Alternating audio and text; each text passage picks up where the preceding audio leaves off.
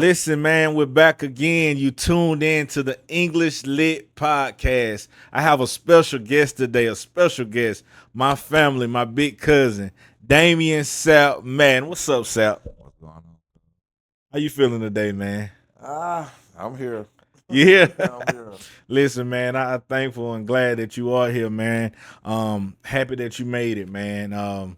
I know you was kind of a little on the fence about coming and doing this episode with me, man, but I knew you were the one. I knew you had the voice to do this. I knew the strength in you, and I know that you could do it. So that's why I thought to ask you, man. How you feeling today? Hey, I'm pretty good.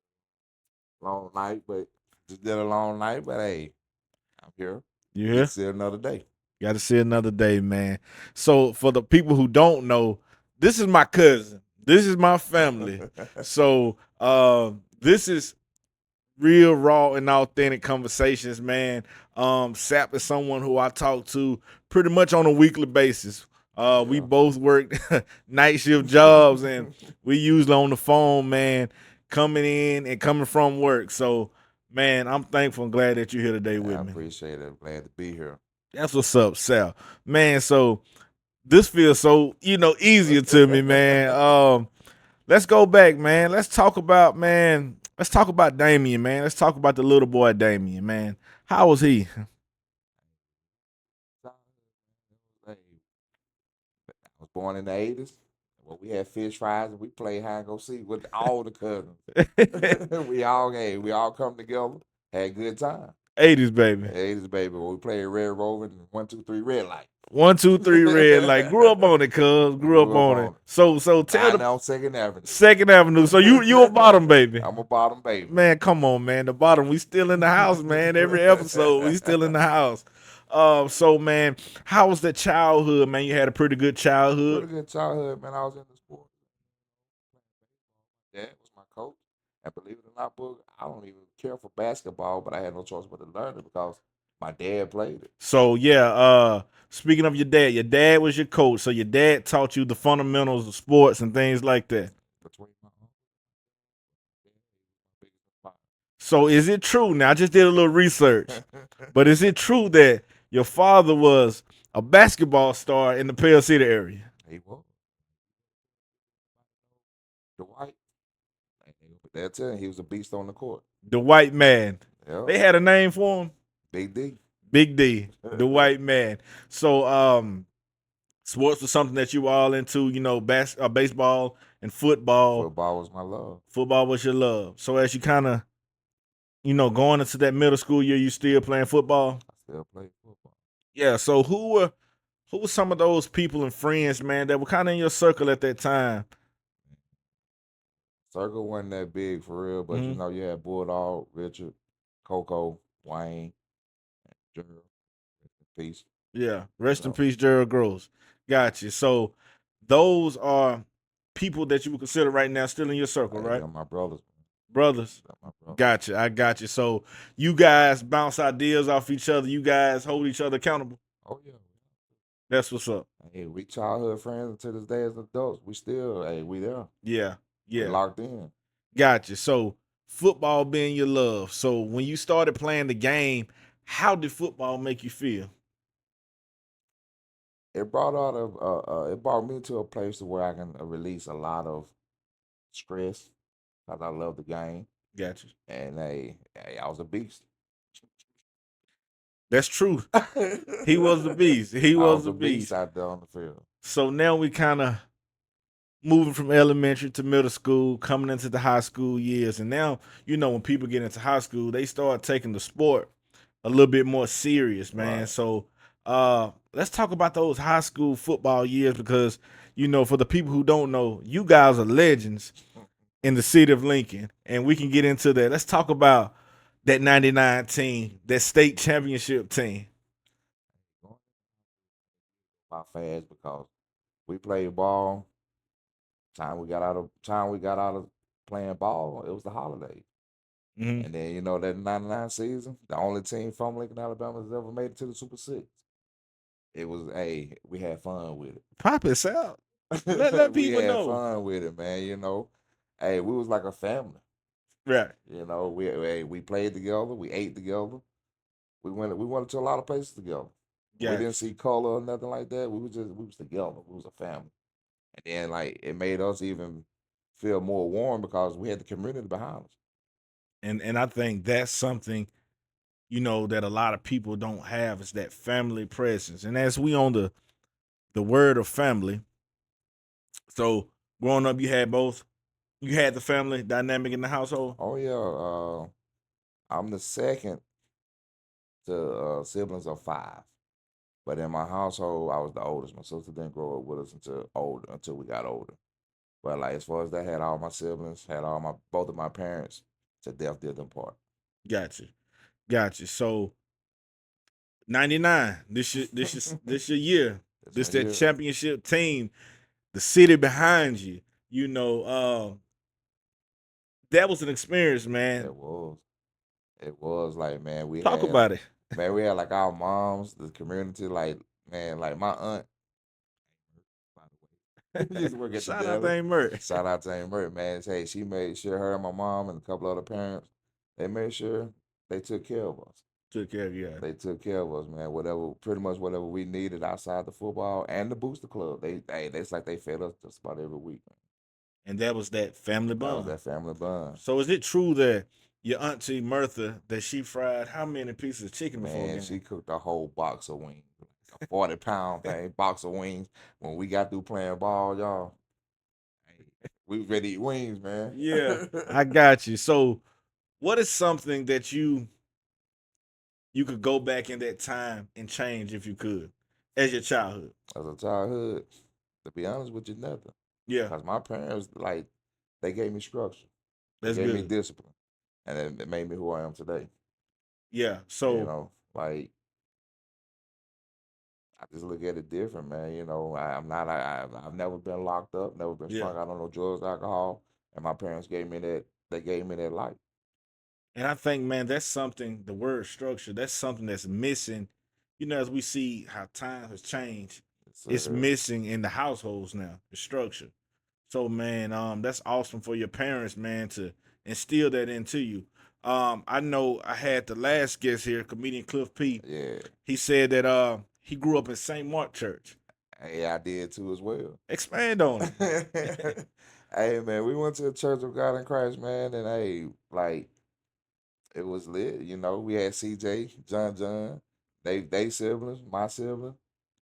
Hey, So you're a Kojic baby too. I'm a culture baby too, but I later became St. Mary.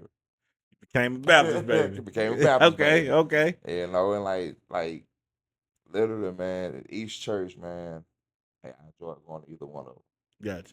So your parents, they put that structure into you. They put that church into you. Um, when did you first learn about faith? To be honest with you, man, growing up to them churches, I was just going because I was made to go. But as I got older and started learning, started listening to the preachers, teachers, probably in my early teenage years, man, when I really started listening. And then when you start losing a lot of life, Mm-hmm. it'll humble you Yeah, real fast. yeah. So we on that senior year. It's over with. We've graduated. Now we moving into Jacksonville State, right? We moving into Jacksonville. So were Hey, you going to Jacksonville to play football? not initially. Okay.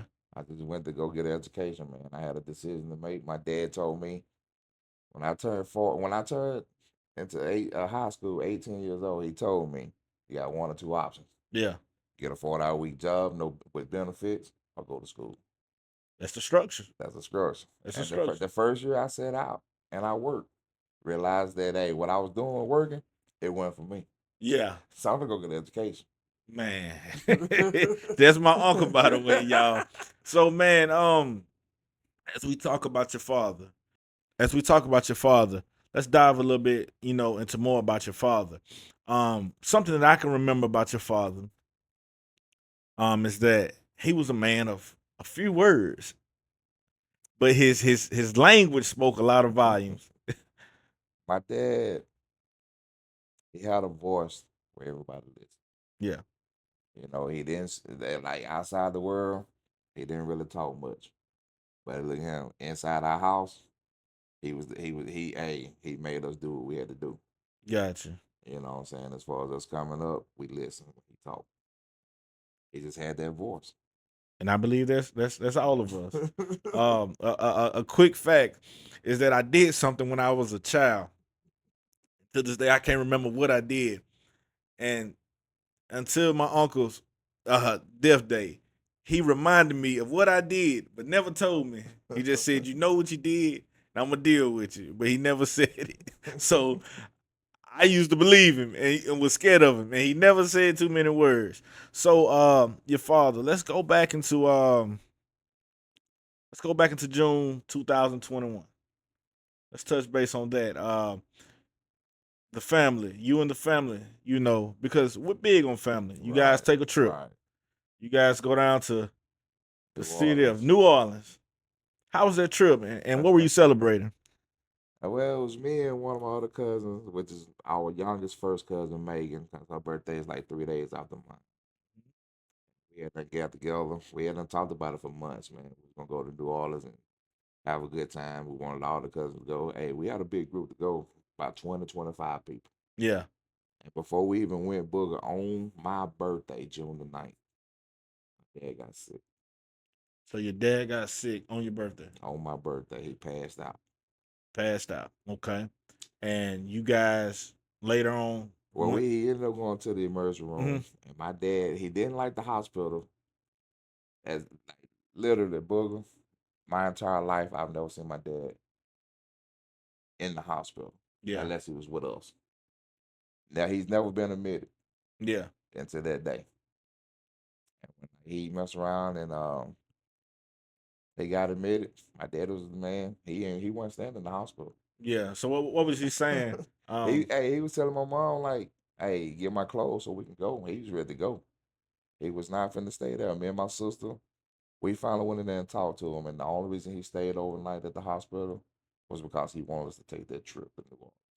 Because we had already said we weren't gonna go. So just elaborate. Your father sick on your birthday.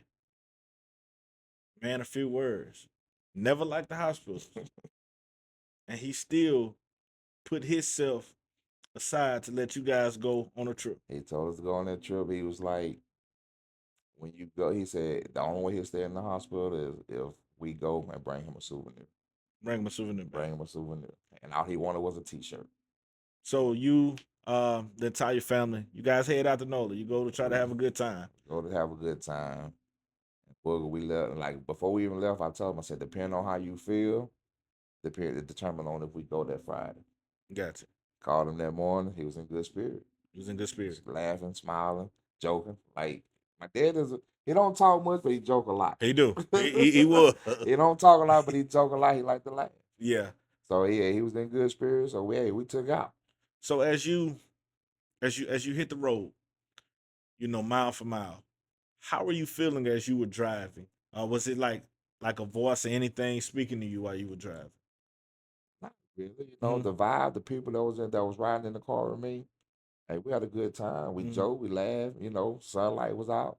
We having a good time riding down there. Yeah. We finally get there. Hey, told them, hey, we're not gonna sleep. It's up. We's up. We having a good time. We in New Orleans. Yeah. Hey, we ain't doing no sleeping. Yeah. So we got there. Hey, we got ourselves together. We went down up the scripts. Hmm. We having a good time. That next morning, I'm up early. Yeah. I'm ready to go. You up early. I'm up It's your early. weekend. It's my Yeah, weekend. I Hey, I got go to you. bed late. I'm still up Up early. early. It's birthday Yeah, weekend.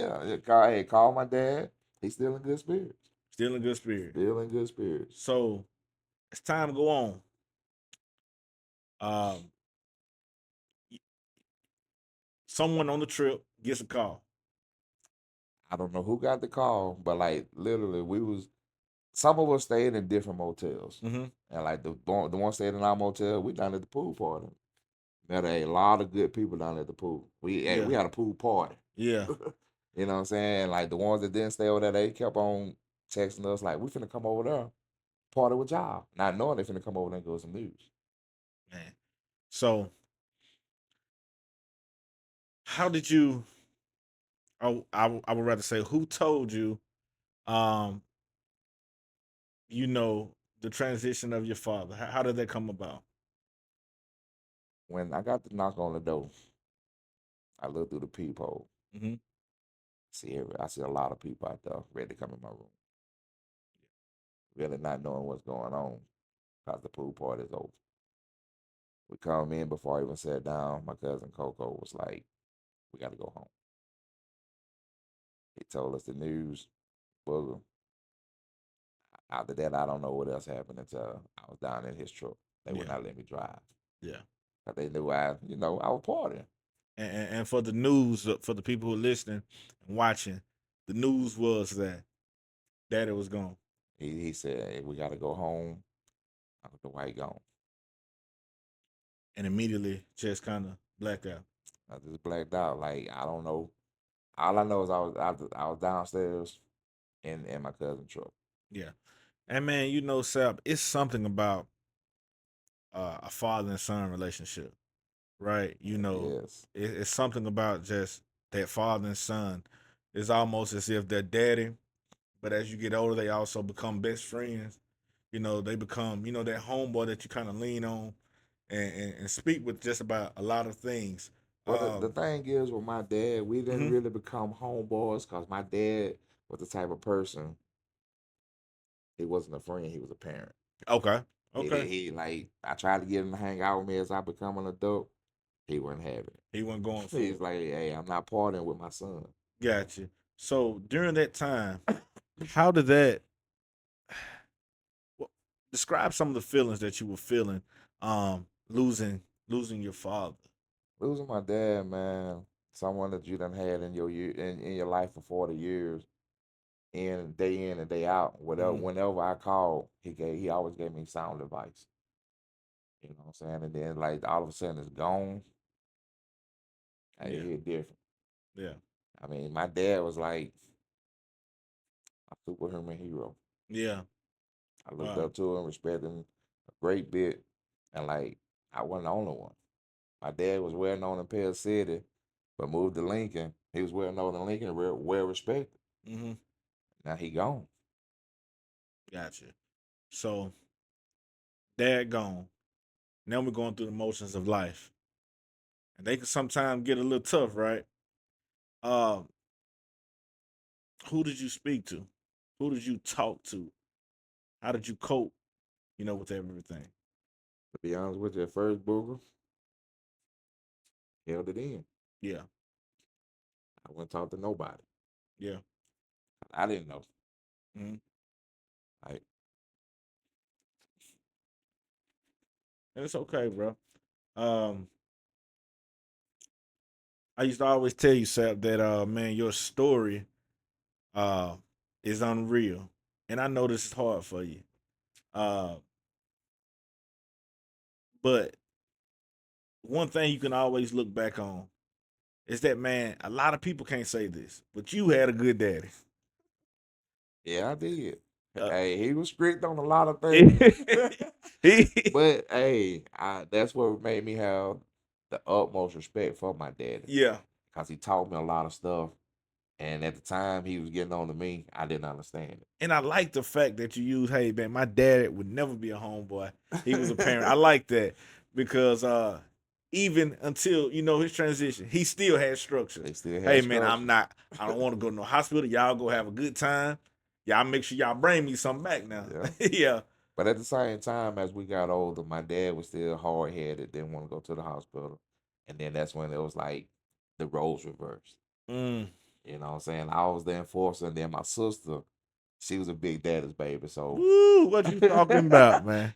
So your sister, she was the enforcer. my sister, I was the enforcer, and she was the spoiler. So Yeah. she could talk to my dad, he would go with it. Or like my mom couldn't get him to do this and do that. As far as going to the doctor to check up on him, I was like, "Hey, I come, daddy, you can go voluntarily or Hmm. involuntarily. Either way, you going."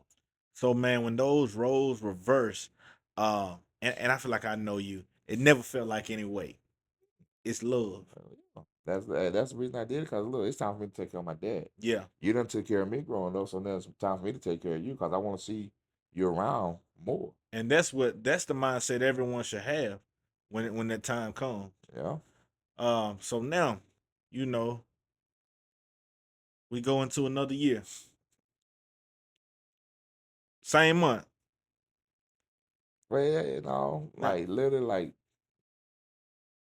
what 6, 8 months later, mm, that's when we found out my mom got diagnosed with cancer. She was already stage 4. She battled it all the way to 2023. Same month.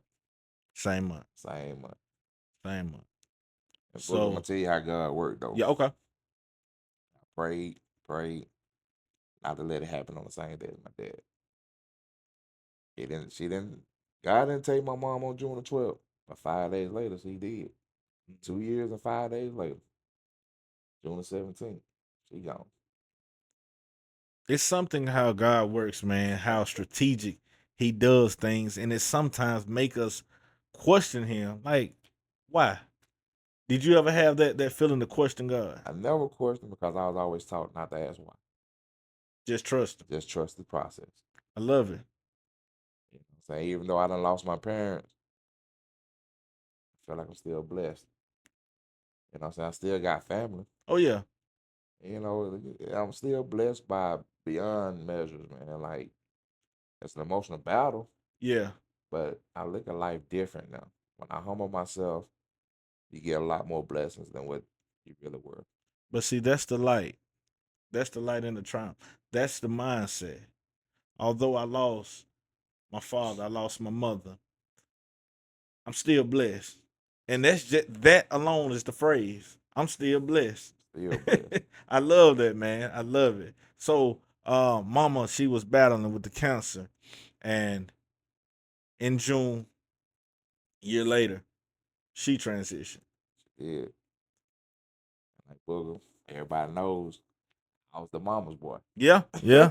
Yeah, you was now. I was the mama's boy, man, and like me and my mom, we got along for the most part. The only thing that we bumped heads on was when it came to my kids. She had so much love for them, but at the same time, they lived in a different household than Yeah. me, and there was battles there.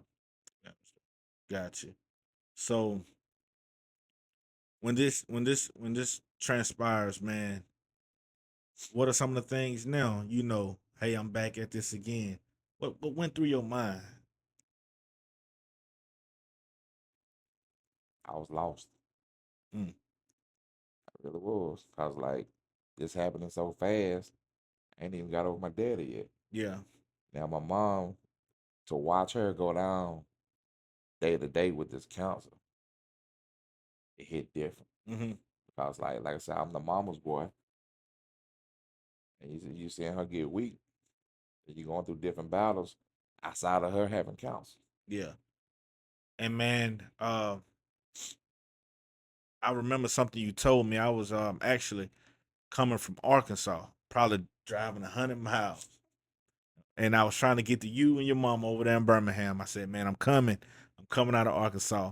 And when I got there and I saw, his mother, which is my auntie, laying there, and it was just us three in the room.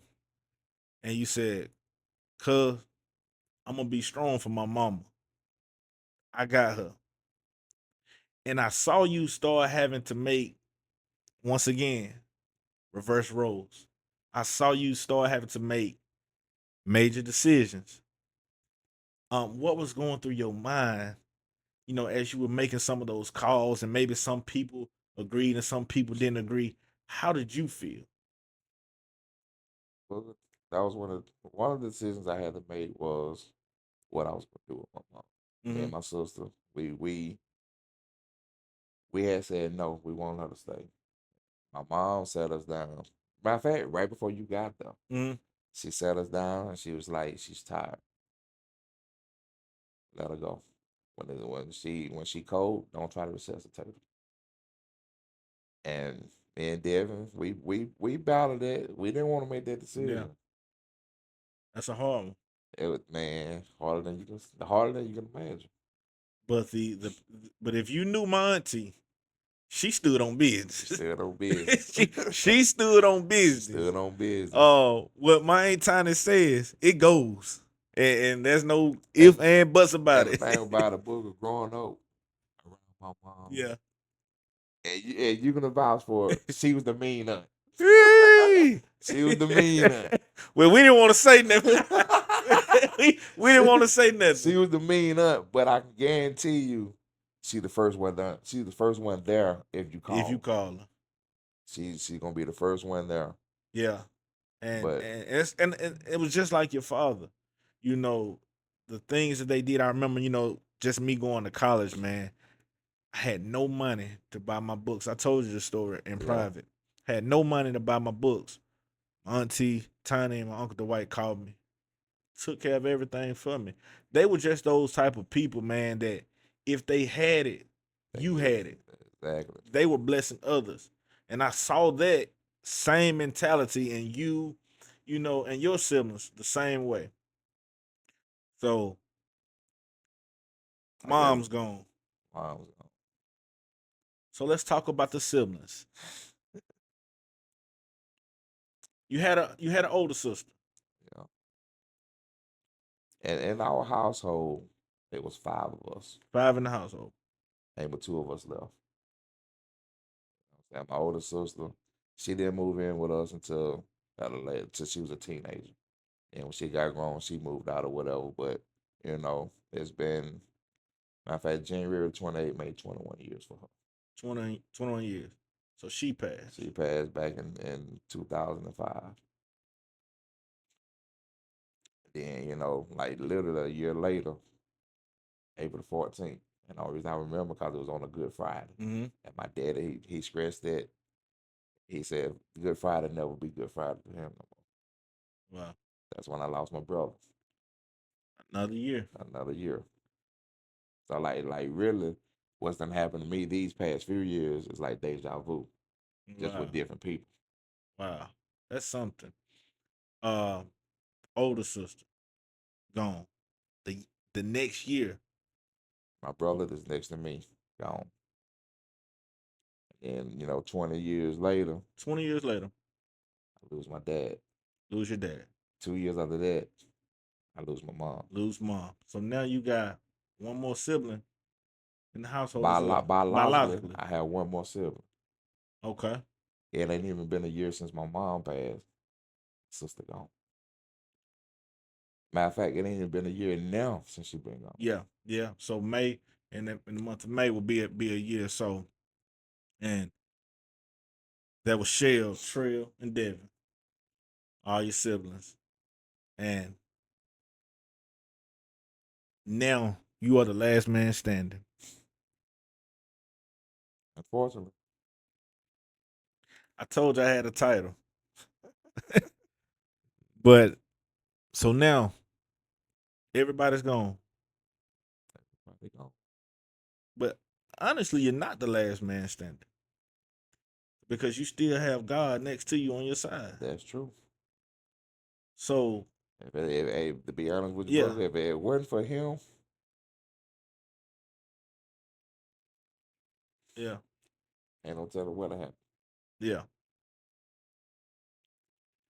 But But he he has he, he humbled me. got you. That I know. As you said earlier, you just blessed. You Blessed. blessed. Man, your story is unreal. Your story, Sapp, is unreal. And I often tell you all the time to lose everything, man. Your story reminds me of Job. They had that plan of I time. told you this private and I said publicly. You are the Job of our family, right? Um, and for those who don't know, Job had it all and he lost it. But this is what I understand about life, Sap. And I think that grieving is a different process because we have all lost loved ones. And even in the midst of losing your sister, during that time, we lost the aunt who was also like a sister to you, Right. right? Which was my aunt. Yeah. Um, the process can be scary, but it can also be rewarding. That is true. Very true. Even though I lost a lot, Mm-hmm.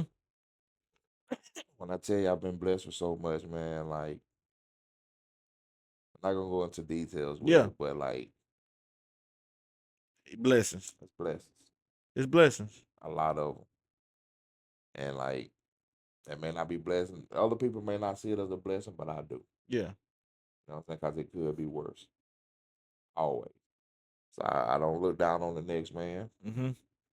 because I could be that man, but Yeah. I got to keep pushing. I was reading something, man, about grief. And it was telling me about the three C's: the change, um, the connection. It was the change, the connection, and let me make sure I tell it right because I don't want to say it wrong. Uh, the change, the connection, and the challenge. How did death change you? Seeing death in my family the way I saw it, it changed me as far as you can't live life in stubbornness. Ooh, that's a word. You know what I'm saying? Like you can't take it for granted. Mm-hmm. Whatever people do to you, you can't. Hey, it's up to them to hold their own self accountable. We have to. It's up to us to forgive them because hey, Forgiveness, man, is so important. it is. But you don't have to give. You don't have to forgive them Yeah, for them. You have to do it for yourself. for yourself. And I think, man, because man, we went through this ride together, right? As family, we went through this ride together, and I saw you change so much during this ride, and it's been a long ride for you, man. It's been a Still long riding. ride for you. You still riding. But I saw the change in you, man. I saw the growth in you. Um, not even as just an older cousin, but as a father. I saw you change just mentally so much more, man. And I saw you do things, man, that my 32 years of living, like I said, man, my cousin fasting. I love it. You know, And the thing about it, Booger, I've never fasted till a few years ago. yeah, I met a friend. We was real cool, hmm and she put me on it. yeah, And like ever since me and her did it, I still do it every year, yeah, twice a year at least. because it's something that When you it fast, gives you bro, the answer. it gives you answers Yeah, that you not ready for. yeah, But it takes a strong person to give, like, whether you want the answers that you seeking, fast forward. It'll show you. All you Ha- gotta do is pay attention. now, how did this challenge you? Challenge me as to look at it different hmm instead of looking at it in a negative way. Or I was more like my dad, be like go with the flow type of person. Yeah, But when you pay attention, it makes you humble, and it makes you look at it, well, let's do this different. yeah, You know what I'm saying? Instead of going going with the flow all the time, let's try it a different way and see what the results are. yeah. Be- But still keep it positive. and goes back to Job. Uh, you know, Job learned patience during his story. Ooh, I had to learn that. Yeah, I had to learn that real fast. yeah, Because like growing up through life, when you always got somebody, you always got your parents that's going, whatever jam you get in, they yeah, always getting you out of. yeah. I ain't got that no more. Like whatever jam I get in now, ain't nobody but me and God. It's you and him. Yeah, So hey, I got to fight through it. I got to trust the process. yeah. And you can't rush it. I don't rush it at all. I got to have patience. When he ready for me to move, that's when I move. Yeah. So now we're going into the connection.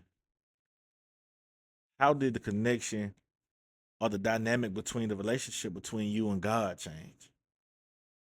During all of this, did you go and speak with him more?